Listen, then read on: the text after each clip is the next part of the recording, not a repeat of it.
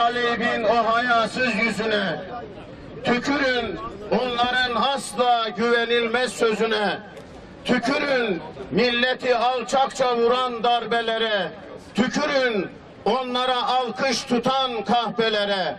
Dur de, dur de, darbelere dur de, dur de, dur de, darbelere dur de. Milletin iradesine karşı kalkışma yapan, milletin iradesinin tecelligahı olan Türkiye Büyük Millet Meclisi'ni bombalayan, beynini kiraya vermiş aşağılık FETÖ cuntacıları benim hain emellerine ulaşma noktasında engel gördükleri insanımızın iradesine darbe vurmaya kalkışmış, sivil insanlara namlu doğrultmuş, kendi silah arkadaşını gözünü kırpmadan vurmuş, emniyet mensuplarını ve binalarını yaylım ateşine tutmuş ve bunun sonucunda da çok sayıda insanımızı hunharca şehit etmiştir. Kahrolsun Amerika, kahrolsun İsrail, kahrolsun Amerika, kahrolsun İsrail. Hainlerin önünde canı pahasına set oluşturan, kurumların işgal edilmesini engelleyen, milletin üzerine kurşun yağdıran, asker görünümlü teröristlere geçit vermeyen, şehitlerimizi unutmayacağız ve unutturmayacağız. Mekanları cennet olsun inşallah.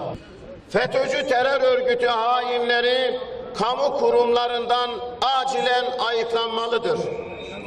Demokratik devletler halkın selametini ve yönetiminin güvenliğini sağlayabilmek için hukuk çerçevesinde bazı tedbirler almak zorundadır.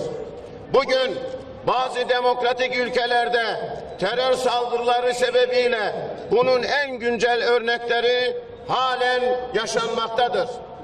Millet iradesine karşı girişilen darbenin hazırlanmasında ve uygulamaya konulması karşısında bu kişilerin kamu görevlileri olması, dahası kamu yetkisine, otoritesine yön veren bürokratik makamlarda bulunmasının oluşturacağı risklerin izale edilmesi, devletin vatandaşlarına yönelik sorumlulukların başında gelmektedir.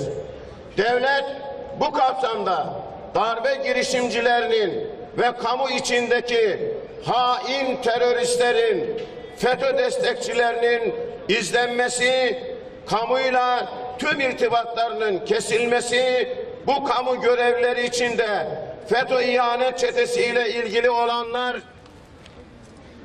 hakkında gerekli hukuki ve idari işlemin yapılması için derhal açığa almalıdır.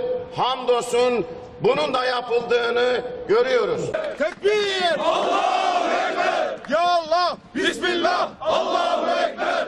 Ya Allah! Bismillah! Allahu Ekber! Ya Allah! Bismillah! Allahu Ekber!